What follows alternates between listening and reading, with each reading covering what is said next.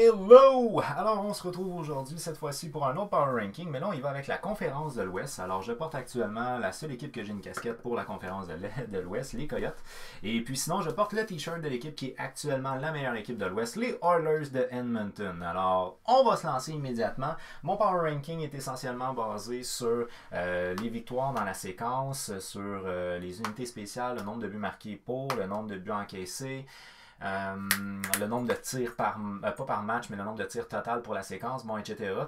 J'essaye quelque chose, ok? Donc, en gros, c'est la première fois que je fais un power ranking, donc je vous demande d'être indulgent à mon égard. Alors, j'ai pas nécessairement regardé des matchs de toutes les équipes cette année, c'est ce qui fait que je me fie essentiellement aux statistiques que j'ai observées lors de mon analyse.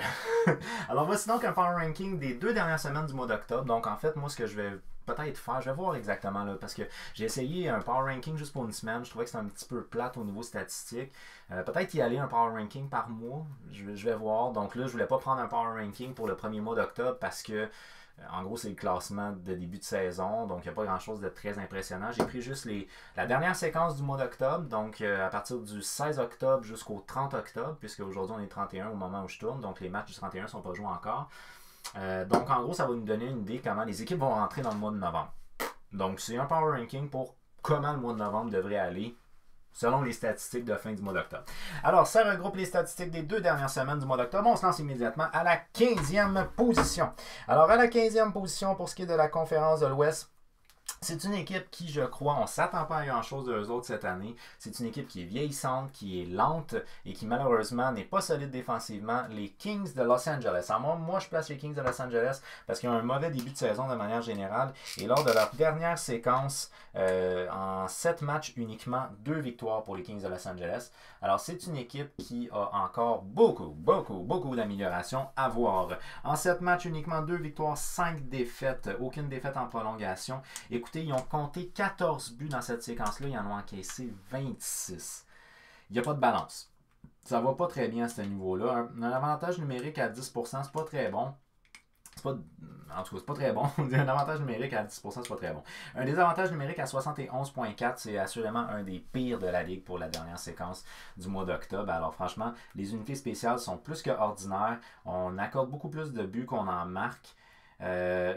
Et pour leur powerplay, là, à 10%, ils ont quand même 30 occasions. Là. Fait qu'ils ont eu beaucoup d'occasions de marquer. Tu vois que ça ne marche pas au niveau des unités spéciales à Los Angeles. Un total de 253 tirs pour cette séquence-là par les Kings. Et ils ont encaissé 213 tirs. Ce qui veut dire qu'ils ont tiré 40 fois de plus que leurs opposants. Ça peut peut-être être intéressant. Et c'est une statistique qui m'amène à l'équipe à la 14e position. Je mets les Hawks de Chicago à la 14e position. Alors, les Hawks de Chicago, c'est une équipe qui pourrait être dominante, mais on dirait qu'il n'y a pas grand-chose qui marche actuellement. On a un conflit, entre autres, avec le défenseur vedette Brad Seabrook. Pour l'instant, c'est pas le début de saison qu'on aurait souhaité pour les Hawks de Chicago. Pour les 2 dernières semaines du mois d'octobre, en 7 matchs, uniquement 2 victoires, 4 défaites, 1 en prolongation. 4 défaites en temps réglementaire, puis 1 défaite en prolongation. Leur avantage numérique aux Hawks de Chicago, 4,2%. C'est terrible comment que pour la fin du mois d'octobre, l'avantage numérique des Hawks n'est juste pas présent. Et ça, c'est un immense problème quand tes unités spéciales ne réussissent pas à fournir. Par contre, leur désavantage numérique à 86,4%, il est plus intéressant que celui des Kings de Los Angeles. Et la raison pour laquelle je vous ai mentionné le nombre de tirs là, par rapport aux Kings de Los Angeles, c'est parce que pour les Hawks de Chicago, on a 211 tirs pour, 247 tirs contre. Ce qui fait un différentiel de moins 36. Ils ont accordé dans la séquence 36 tirs de plus qu'eux-mêmes en ont fait. Alors ça, c'est un très gros problème parce que tu as plus de chances de gagner quand tu tires plus que ton adversaire. Puis ça veut aussi dire que ta défensive n'est pas solide si tu accordes beaucoup plus de tirs que toi t'en fais ou sinon que ton attaque ne tire pas beaucoup. Mais là, dans le cas présent, si je me fie à peu près à la balance, là, à 211, 247 tirs, c'est quand même pas tant mauvais au niveau de l'attaque. C'est surtout la défensive qui accorde beaucoup de tirs. En tout cas, pour cette séquence-là. Par la suite, à la 13e position, une équipe qui, à cause des problèmes de défenseurs, je m'attendais peut-être à ce que ça soit encore pire que ça. Mais ça va pas très bien, mais c'est pas nécessairement super désastreux pour les Jets de Winnipeg so far. C'est une équipe qui a de l'air quand même relativement compétitive, et ça malgré le fait qu'ils ont perdu à peu près tous leurs défenseurs de l'année passée. Nathan Beaulieu est blessé en ce moment. Dustin Byfuglien, on ne sait toujours pas qu'est-ce qui va arriver avec lui. Là, il ne sait pas trop, il va-tu prendre sa retraite ou pas. Ils ont perdu Tyler Meyer, ils ont échangé Jacob Trouba, ils ont perdu Ben Sherratt avec le Canadien de Montréal. Donc, ils ont un paquet de joueurs qui étaient des défenseurs réguliers qui ne sont pas là en ce moment. Et honnêtement, c'est pas l'équipe que j'ai vue il y a 2 ans, les Jets de Winnipeg en ce moment. Je les vois pas comme étant une puissance de la conférence de l'Ouest, mais quand même, ils réussissent quand même à être compétitifs. Alors, les 2 dernières semaines du mois d'octobre, en 5 matchs, ils ont 2 victoires, 3 défaites. Donc, ils jouent presque pour 500. On n'est pas loin de 500. Pour cette séquence-là, ils ont un désavantage numérique à 72,7%. C'est vraiment pas excellent. Un avantage numérique à 11,1%. Donc, on voit que les unités spéciales pour les équipes du bas ici sont pas très intéressantes. C'est la raison pour laquelle moi je les mets en termes de power ranking dans le bas de la conférence de l'Ouest. Par la suite, en 12e position, on va y aller avec une équipe qui, pour moi, me déçoit énormément en début de saison. Mais ils sont vieux, il faut quand même le donner. C'est les Sharks de San Jose. Les Sharks de San Jose que moi je place à la 12e position dans la conférence de l'Ouest. Pour les Sharks de San Jose, la dernière séquence de 2 semaines, la fin du mois d'octobre, donc comment ils vont rentrer dans le mois de novembre. 7 matchs, 2 victoires, 4 défaites et 1 défaite en prolongation. Donc on ne joue pas pour 500, on n'est même pas proche de jouer pour 500 en fait. C'est une équipe que leur avantage numérique va très bien, leur désavantage numérique va très bien. Mais c'est à 5 contre 5 que ça ne marche pas. Leurs unités spéciales, avantage numérique pour la dernière séquence de 7 matchs du mois d'octobre, 34,8%. C'est excellent, un avantage numérique à 34,8%. Leur désavantage, 90,6%. C'est excellent. Donc, les unités spéciales vont bien. Par contre, ils ont tiré 175 fois et ils ont accordé 237 tirs dans la dernière séquence du mois d'octobre. Ce qui fait un différentiel de moins 62 en termes de tirs. Fait que la défensive, elle n'est pas serrée. Ils sont excellents au niveau des unités spéciales, mais leur défensive n'est pas serrée. Et ça, c'est un très gros problème dans une équipe de la LNH d'aujourd'hui. Par la suite, à la 11e position, moi, j'y vais avec une équipe que on a triomphé, le Canadien, et qui, par la suite, ont pris leur revanche. On ne s'attendait peut-être pas à ça. Le Wild du Minnesota. Le Wild du Minnesota que je place ici à la 11e position. C'est une équipe qui, on dirait, année après année, ils ont quelque chose de bon, mais que finalement, ça se développe jamais complètement. Ils ont une attaque qui est assez vieillissante, une équipe qui est assez vieillissante, le Wild du Minnesota. Dans la dernière séquence du mois d'octobre, en 7 matchs, ils ont 3 victoires, 4 défaites. On n'est pas loin quand même du 500. C'est une équipe qui a un avantage numérique qui se tient, un désavantage numérique qui se tient. Moi, ce que j'ai retenu de cette équipe-là, c'est surtout qu'ils ont gagné contre les Oilers d'Edmonton. Après ça, ils ont... OK, donc ils ont eu une victoire dans la séquence contre les Oilers d'Edmonton. Puis ils terminent leur mois d'octobre avec une défaite contre les Prédateurs de Nashville, une victoire contre les Kings de Los Angeles qui vont vraiment pas bien, une défaite contre les Stars de Dallas, puis une défaite contre les Blues de Saint-Louis. Alors, le Wild du Minnesota sont actuellement sur une séquence de 2 défaites d'affilée. La victoire qu'ils ont eue juste avant ça, c'était contre la pire équipe de l'Ouest, puis sinon, ils avaient perdu contre les Prédateurs, qui sont des équipes qui sont à peu près dans leur gauge. Alors, selon moi, c'est pas un bon signe pour ce qui est du Wild du Minnesota, de rentrer au mois de novembre avec 2 défaites d'affilée, puis des équipes qui sont à peu près dans ton gauge. C'est à risque pour le Wild du Minnesota. Ça regarde pas bien pour le mois de novembre. En termes de 10e position, ben là, c'est peut-être un peu décevant de leur part puisque c'est une équipe qui a été tellement dominante l'année passée. Mais moi, je place les Flames de Calgary à la 10e position de la conférence de l'Ouest. Les Flames de Calgary, on n'a peut-être pas le début de saison qu'on aurait souhaité. Est-ce que le départ de Mike Smith est quelque chose d'important pour eux autres? Who knows? Les Flames de Calgary, lors de la dernière séquence pour le mois d'octobre, on parle de 7 matchs, 3 victoires, 3 défaites et 1 défaite en prolongation. C'est une équipe qui va bien au niveau de l'avantage. Bon, en fait, les unités spéciales, ça va bien. On a tiré 207 fois, on a accordé 220 tirs, donc on accorde plus de tirs qu'on en donne. Ça, c'est un problème. La défensive, encore là, peut être un problème. Ils ont perdu 4-1 contre les Kings de Los Angeles, la pire équipe de la conférence de l'Est. Et ils terminent le mois d'octobre avec 2 défaites de suite. Fait que ça ne regarde pas nécessairement bien pour ce qui est des Flames de Calgary pour commencer le mois de novembre.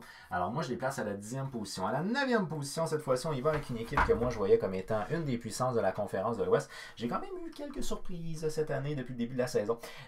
L'Avalanche du Colorado que moi, je place ici à la 9e position en termes de power ranking pour la conférence de l'Ouest.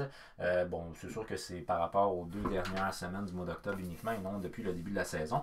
Lors des 2 dernières semaines, c'est 7 matchs, 3 victoires, 2 défaites en 2 défaites, excusez-moi, et 2 défaites en prolongation. Les unités spéciales, ça va bien. On marque à peu près autant de buts qu'on en accorde, ça va bien. Le nombre de tirs pour aussi, ça va bien. Ils ont gagné une victoire très intéressante contre les Golden Knights de Vegas, 6-1. Mais ils sont actuellement sur une séquence de 2 défaites de suite.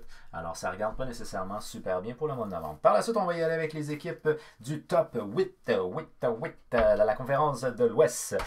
Alors, à la 8e position, une équipe qui me surprend.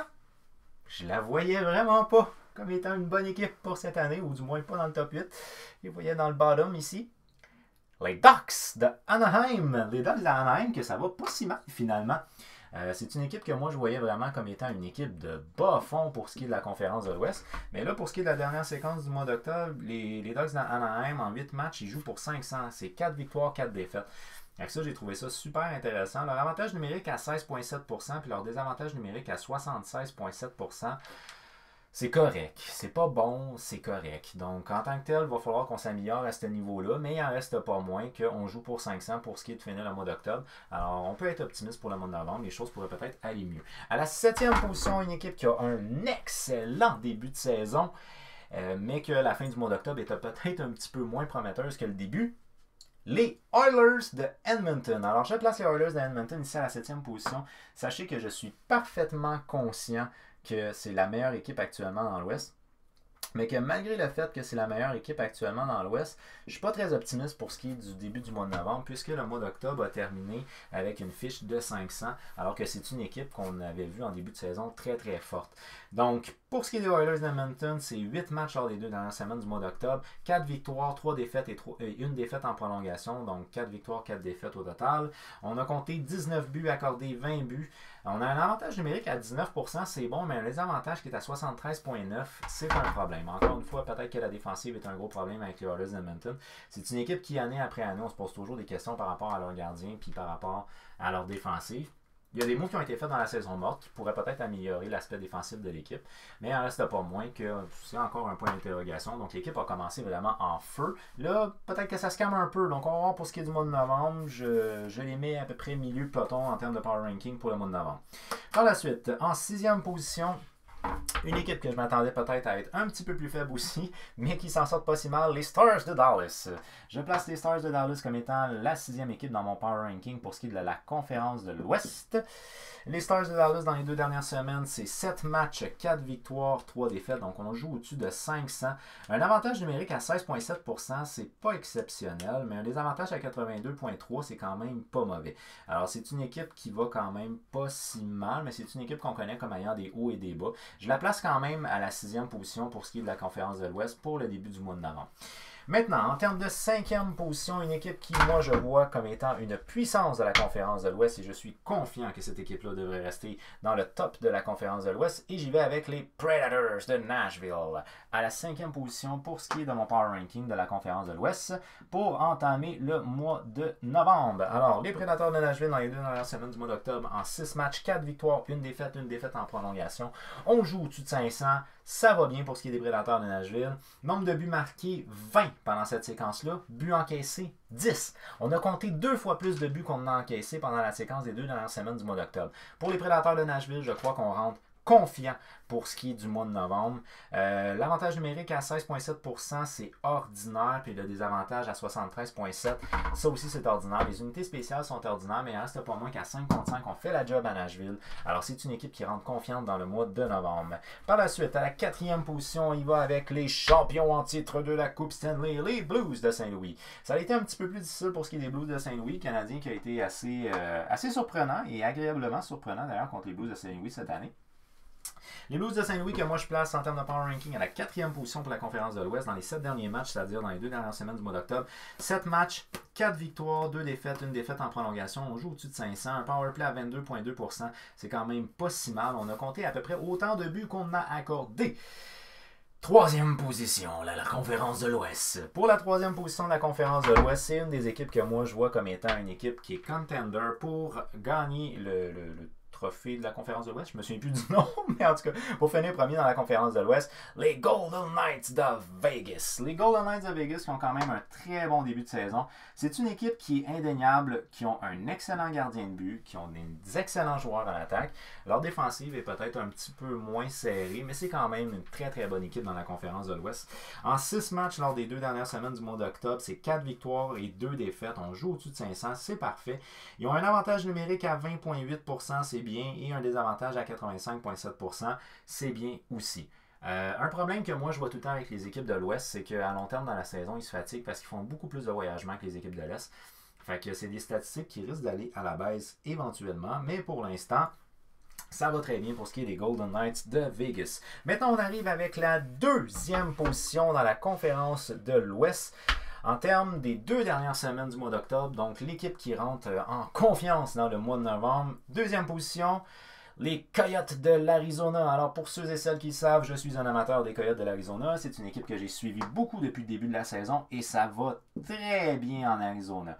C'est une équipe qui, honnêtement, défensivement, est vraiment solide depuis l'année passée. Mais là, cette année, ça a été difficile dans les premiers matchs, mais maintenant, ils ont comme débloqué offensivement et ça va bien. Et étonnamment, vous pourriez vous dire ça va bien pour Phil Kessel, qui est peut-être le joueur avec le plus grand talent offensif de cette équipe-là. Mais non, Nick Schmaltz. Nick Schmaltz est le meilleur pointeur actuellement. Puis sérieux, c'est vraiment impressionnant comment il est dominant. Et Christian Dvorak aussi est super intéressant avec les Coyotes actuellement. Fait qu'honnêtement, il y a des joueurs peut-être autres que ce que je m'attendais qui se démarquent, mais c'est une équipe qui défensivement va très bien. Les gardiens sont super aussi. Vous avez peut-être entendu parler de Darcy Camper, excusez-moi, il y a des très bonnes statistiques. Antti Raanta, un petit peu plus difficile, mais il a perdu son poste de partant. Fait que peut-être qu'il y a moins de confiance. Lors des 2 dernières semaines du mois d'octobre pour les Coyotes de l'Arizona, en 7 matchs, c'est 5 victoires, 2 défaites. Fait qu'on joue largement au-dessus de 500. Leur avantage numérique à 22,2%, c'est quand même bien. Le désavantage à 76,5%, c'est décevant pour les Coyotes. C'est une équipe qui peut être beaucoup plus solide que ça. Je pense qu'il est à 83 ou 85 l'année passée. C'est une équipe qui peut s'améliorer à ce niveau-là. Et une chose que j'ai vraiment aimé pour ce qui est des Coyotes dans les 2 dernières semaines, c'est la domination contre les Sabres de Buffalo, qui est quand même une équipe qui va très bien en début de saison cette année. Fait que pour ce qui est des Coyotes de l'Arizona, tout va très bien actuellement dans le désert. Ce qui me laisse une seule et unique équipe pour la première position de mon Power Ranking pour les 2 dernières semaines du mois d'octobre. Et j'ai nommé les Canucks de Vancouver. Et je dois dire les surprenants Canucks de Vancouver. Je ne m'attendais pas à ça. Pour les 2 dernières semaines, les Canucks de Vancouver en 7 matchs, c'est 5 victoires, une défaite en prolongation. Écoutez-moi ça, toi. 28 buts marqués pour les Canucks, 18 encaissés lors des 2 dernières semaines du mois d'octobre. Un avantage numérique qui est à 28,1%. Si vous avez écouté ma capsule sur les Canucks en début de saison, c'est ça qui devait améliorer leur avantage numérique. Et ça va bien en ce moment. Un désavantage à 82,1%, c'est parfait, pas de problème avec ça. Je vous parle rapidement. Elias Pettersson, en début de saison, en 7 matchs, 13 points. Il y a un total de 2 buts, 11 passes. Et le jeune Quinn Hughes, en 7 matchs, 7 points. C'est un défenseur. Année recrue. 7 matchs, 7 points. Fait que je vous avais parlé de lui comme étant potentiellement un gars pour le Calder cette année. Et j'y crois encore. J'y crois encore. Alors, un excellent fin de mois d'octobre. On devrait rentrer en confiance dans le mois de novembre pour ce qui est des Canucks de Vancouver. Alors, c'est mon Power Ranking. Qu'est-ce que vous en pensez, vous, des différentes forces de la conférence de l'Ouest? Est-ce qu'il y a des équipes que vous voyez à d'autres positions? Pourquoi? Faites-le moi savoir au travers des commentaires. Si vous avez aimé la vidéo, n'oubliez pas de l'aimer. Si vous avez envie qu'on jase de hockey avec plus de monde, partagez la question qu'on soit plus nombreux à pouvoir en discuter. Ça va me faire plaisir d'accueillir des nouveaux abonnés. Alors, je vous donne rendez-vous sur ma prochaine vidéo. Puis, n'oubliez pas d'aller regarder le Power Ranking pour la conférence de l'Est parce que j'en ai fait un pour les 2 conférences en date du... en fait, officiellement, ça serait la fin du 30 octobre. Début du 31 octobre. Ok, je vous donne rendez-vous sur ma prochaine vidéo. Ciao!